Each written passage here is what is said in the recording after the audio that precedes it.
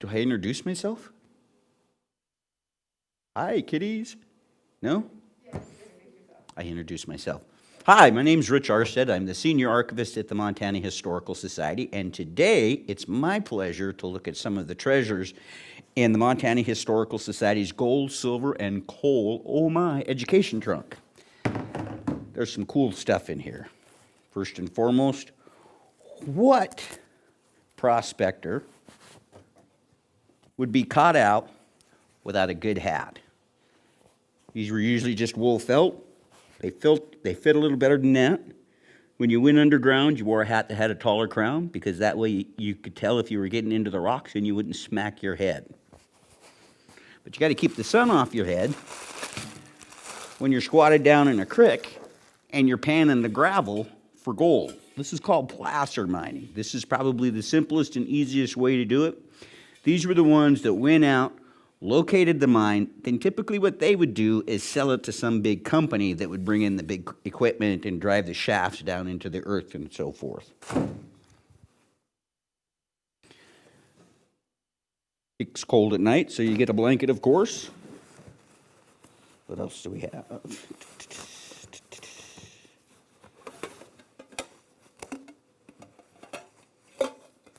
You got to eat. Coffee is essential. A plate is optional.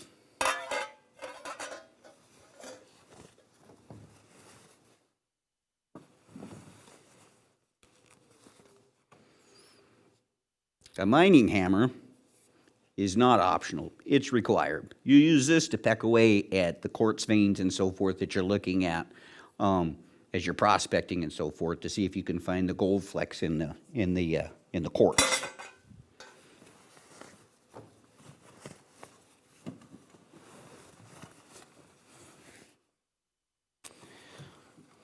And then when you became just a regular worker bee, instead of out mining on your own and you ended up going down into the mine shaft and working 8, 9, 10, 12 hours a day, you had to have something to pack your lunch in. So here's your lunch pail. Put it in a metal box, that way it wouldn't get crushed. No lock on it, so you're on the honor system. You didn't eat somebody else's lunch.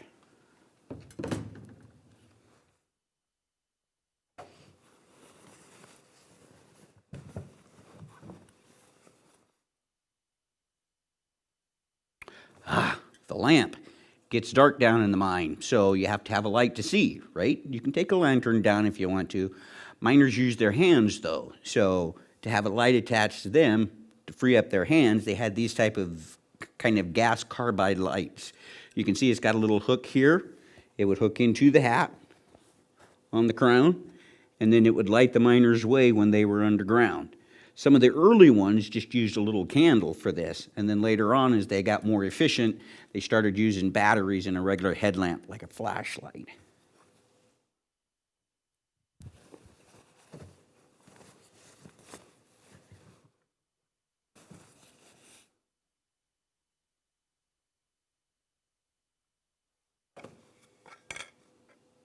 Oh. So, remember me talking about the candle? This is one of the bigger ones. What they do is they would hammer this into, or push this into the timber of the mine tunnel that they were working in, and the candle would set here, and that would provide them some light as they were working. Take a lot of candles to light up a mine.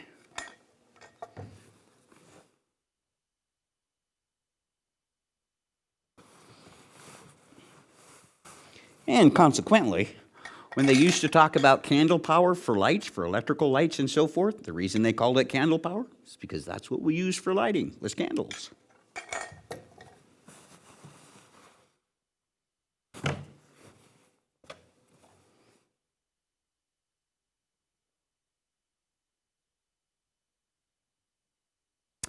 Levi's, sort of, kind of, maybe, but without an elastic waist.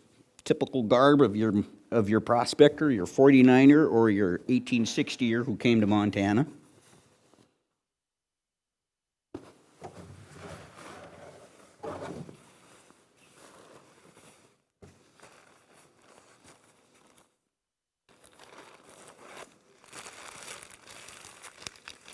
Ooh. This is the good stuff, the treasure. There were all kinds of minerals and so forth that you could mine in Montana. The primary one, of course, was gold. Now, this isn't real gold, it's pyrite. Obviously, we don't want to put real gold in the trunk because it has a habit of making its way off. So this would be fool's gold, and this would be worth the rock that it was written on. The other big mineral that drew a lot of people to Montana was the mining of coal. Now, coal miners actually worked, I don't know, underground. I kind of flubbed that one. You'll have to edit that out. Huh? A chamois shirt. I'm trying to see what else you got in here. Bandana. So you've got two types of minerals that you mine in Montana. One, hard rock mining, the other, coal mining. And they were represented by two different groups when the unions started organizing in the territory. The hard rock miners were represented by the Western Federation of Miners, and the coal miners by the United Mine Workers of America. And they made sure that there were mine safety laws in place to protect the miners and that they were paid a decent wage and those types of things. And I think we hit the bottom of the barrel, Martha. It's just clothes. And I didn't want to have another clothing fat problem like we did with the capote. Although this is a very stylish shirt. Typically flannel or wool. Have to remember, the early placer miners are squatted down in water or with their hands in water all day long, panning for gold. So not something for the faint of heart. Led to a lot of cases of rheumatism. Then, of course, every once in a while you'd want to get dressed up. Maybe go to the dance. Of course, there weren't no girls, so you danced with another feller. But you still wanted to look nice when you were dancing.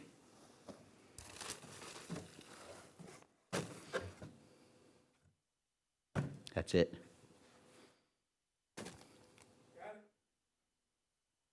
Whew. Anything else you want to say? Any stories that we want to use? Anything that affects the town? Any stories that we want to use?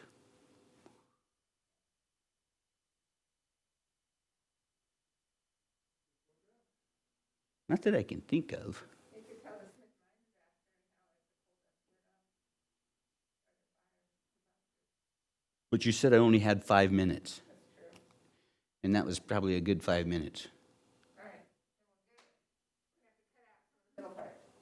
Where you start talking to me instead of the camera. I can cut it out. So you're really talking. Well, it's not bad to have an audience. What part was that? Oh, in the middle where he's like, oh, I don't want to put these clothes on because I don't want to rip them like I did last time. Oh,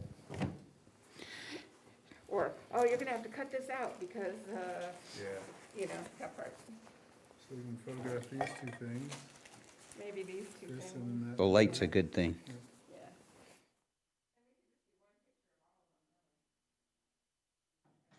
Yeah. Ooh.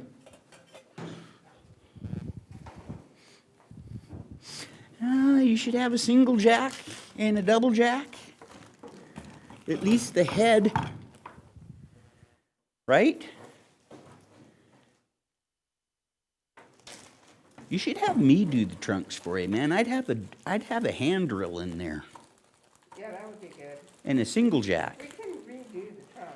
I mean, we are gonna redo this trunk at some point. I'm not positive that it needs to be redone. We're slowly, Even if you just took the head of a single jack and mounted it on a board like this yeah. That has a little more listen to it, huh? with the drill bit.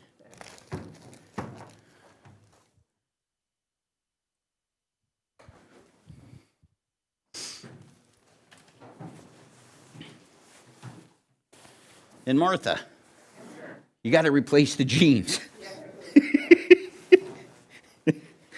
I pulled those out and saw the elastic waistband in the back, and it's like, oop. Yeah, good point. I actually, Oh, you know what we didn't do? I know what we didn't talk about. The best part of this footlocker, actually.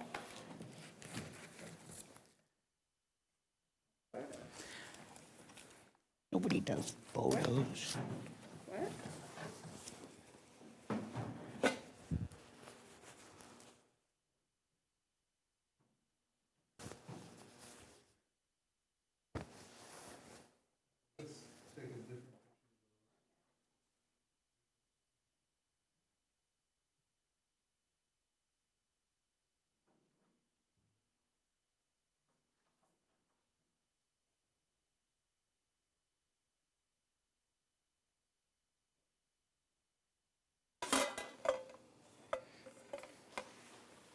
You ought to have a busted up deck of cards too. Yeah. Can you imagine how bored these guys got?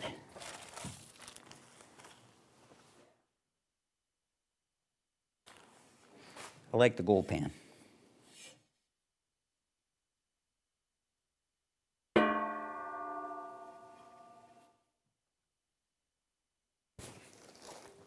I didn't think there was a bag for it, was there? What? The gold pan. Yeah, I think there was, wasn't there? Oh, that's the lunch pail. Oh, That's the pyrite and coal. this is the candlestick. This is the flannel shirt, vest, jeans, and Oh, bandana. We're missing the bandana. no, I left the bandana in there. Oh, okay. Yeah. It wasn't. New baggie for the coal too. The side seam is broken.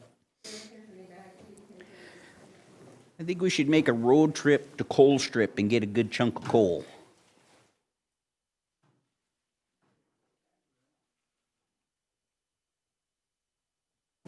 Brennan will drive.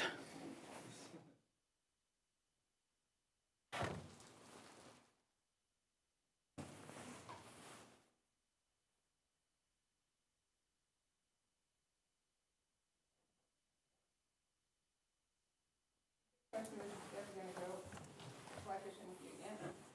I think so.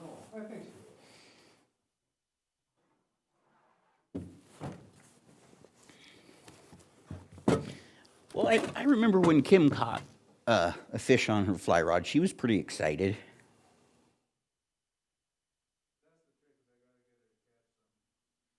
She let out quite the squeal. If I do these 6, is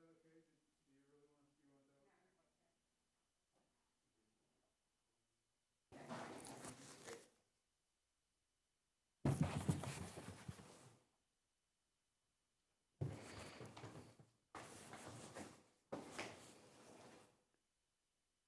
Sampling tool, it's gonna be the hammer.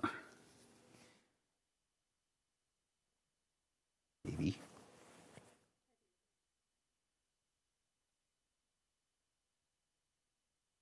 Ooh, hello. I turned them off. Oh, you turned it off on purpose, oh, okay. Never mind. Right and coal. At one point, the Montana Mining Association was gonna get us, they were gonna help us refurbish this trunk and get us like better ore samples and stuff. And I was, but then when we didn't promise to let them have content control, they backed out. You're, you know, seriously, we could make a trip to Butte to a couple of the secondhand stores and beef it up. We definitely could, and we definitely should. Gonna put the little ones in there.